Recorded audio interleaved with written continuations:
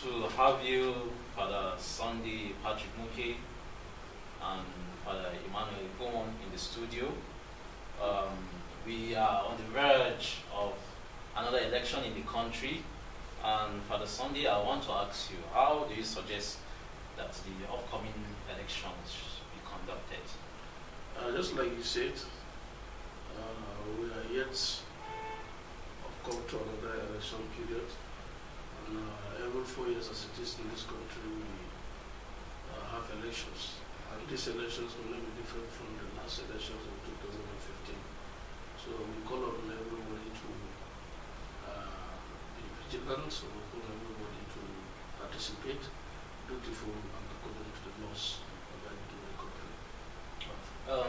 Father Emmanuel, every election, or mostly, election periods are riddled with fear, especially fear of violence. Do you suggest, or what do you have to say about these kind of fears, especially in this forthcoming election? My suggestions are many, but I will just mention a few of them. Everyone is glad that 2019 at last has come and the elections are here. So first, those who are going to be elected, the politicians who are vying for office seats, and those who are supporting them, they should be careful whatever they say, because a word from them can spark off serious violence. And then those of us who are supporting politicians, we should know that elections are not do or die affairs. And if candidates are really for service, they will not like to kill anybody, because when they are eventually elected, are they going to rule over the dead? Is it not the living? So we plead with everybody, let us take it easy, I beg. Okay, both of you are working in local government area of the state. And Karim. Okay, Law and Karim, and these two places are quite, in recent times, have quite been tensed, and rumors of violence, rumors of threats, and the threats themselves. What do you think that this election will be any different, Father? Yes, as just like you rightly mentioned, I come from the local government, and I'm working in the local government, and the idea or the issue of rumors of violence, especially within the election period, at this moment is there, and just like any other place. But I feel when our youth are being oriented rightly towards election, violence, even if the rumors are there, violence shouldn't be allowed. Okay, Father Emmanuel, it appears also that act is still, because with these threats and these rumors are thriving because of intolerance and sometimes even lack of this mutual coexistence. Is it true, Father? And if it is true, what can you say about that? Well, actually, from time immemorial, we have lived in peace with everybody, whether visitor or those who are indigenous. What I've come to note as a priest working in Jen and the surrounding villages is that our people have been very accommodating over the years. However, those who are like trooping in or coming in for succor to look for what to sustain their lives and also the lives of whatever they have, we've seen that in the past they were actually ready to live together with our people. But now it is clear that some of the people coming in are not just ready, and they come well prepared. I don't know what gives them that sense that if they come and make violence, that is when they will have the whole place for themselves, to the detriment of those who are the real indigenous of this place. So what I have always done as a priest working in Jen is the fact that I've always cautioned my people. And we know that our people are not to be taken for granted, because because they say even a goat, when it is pushed to the wall, it can bite. Yeah. So our people normally, as I said before, are peace-loving, and they will never just stand for violence. Yeah. But when violence meets them, well, they have every right to defend themselves. Yeah, so Father, from what I can make from what you said, there has been this internal dialogue because you have been speaking to your people. Can we see that dialogue also, the external one, with those who are fomenting these threats around? Is there any dialogue that is taking place? Dialogue is, we talk of dialogue of life. Yeah. So we dialogue with ourselves, first of all. And then we dialogue with those who come to live with us. Now, while we are sincere in our dialogue, we sense that those who are coming to live among us are not sincere. Yeah. Because whatever agreements are made, at the end of the day, you see that our people will adhere to those agreements. But those who come to live with us, they don't adhere to. So it does not surprise us that even when we live at a dialogue meeting, just minutes after, violence can still spark up.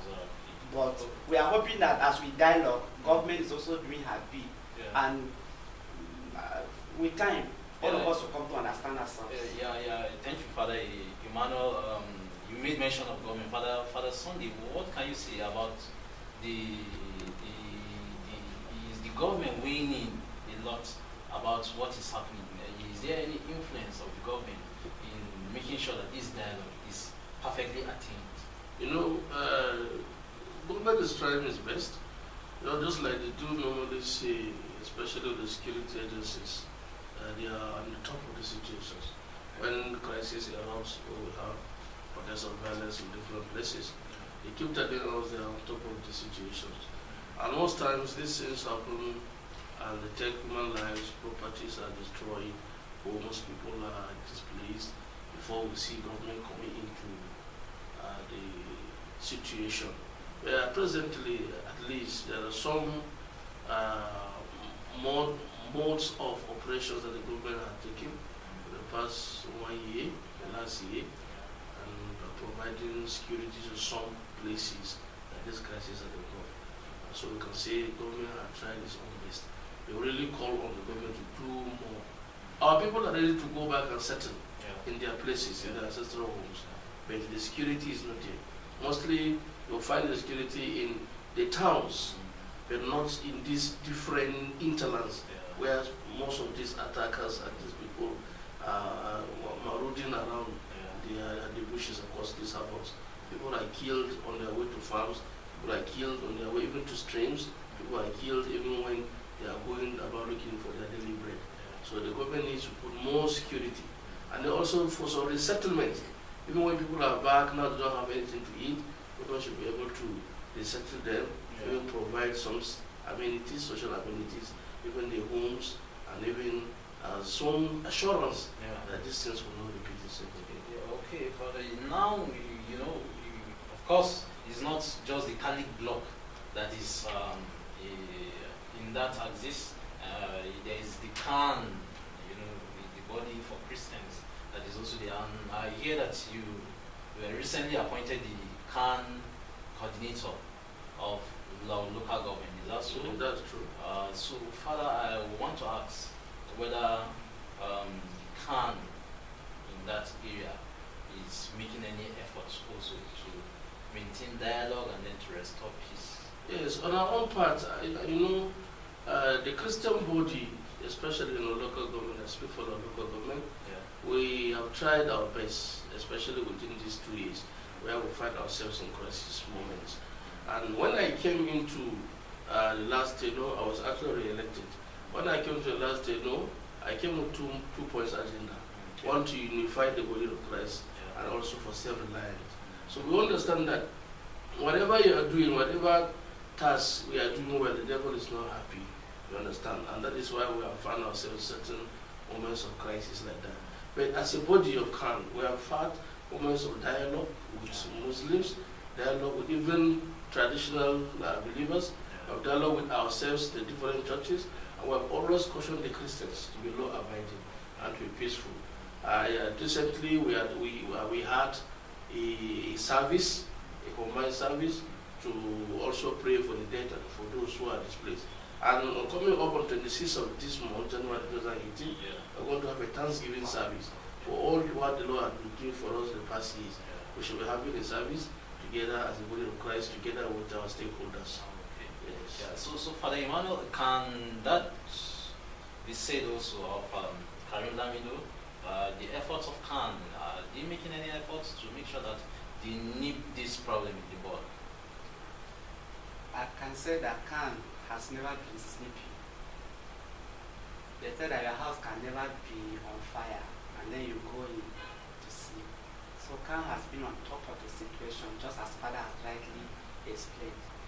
Most times when before even problems like this come, CAN has a way of bringing us together, bringing the Christian bloods together, and then also reaching out to even the Muslims and the traditional worshippers to discover that the Muslims in our area, the Muslim youth, some of them are very understanding.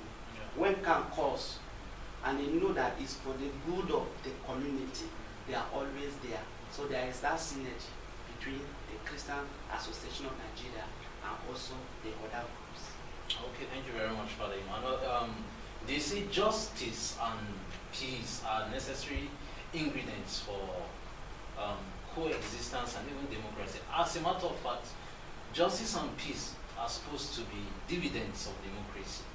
So, can you say that this justice and even peace is actually, or rather even the justice is actually dished out in curbing down the problems that we have in that axis and then generally in the states, Father Sunday? Yes, you know, when you engage in dialogue, with other parties, and just like Father Radley said, mentioned earlier, and when someone comes into dialogue, you want to sit on a round table and discuss for peace and development in the area. And he or she comes with a preconceived mind. Yeah. He or she has something deep within him or her that doesn't want to bring out. And that is even the reason sometimes when we come to dialogue, we come to seek for justice, we come to seek for development within ourselves, and later on we hear crisis, just almost immediately. Yeah. So when people come with preconceived mind, definitely we are not going to get justice. Yeah, let's talk about the elections, especially again, Father Emmanuel, concerning this justice of the thing and things like that. Sometimes, or most times, what people say is that there are unseen and influences when it comes to this period of the election, that sometimes you are not certain that you have a free and even fair election because of the influences, especially from those places that are not supposed to come from. What can be done to curb this kind of problem? Well, first of all, I wish to state clearly that Nigeria as a country is not a theocratic country. It is not ruled by God per se. It is ruled by a constitution. We are in a democracy. And in democracy generally, there is a constitution that rules the conduct of elections. Now, apart from that, even the electoral empire has election guidelines. It is our belief that if the constitution is followed and the guidelines are also followed properly, we are going to have clean, credible, acceptable elections.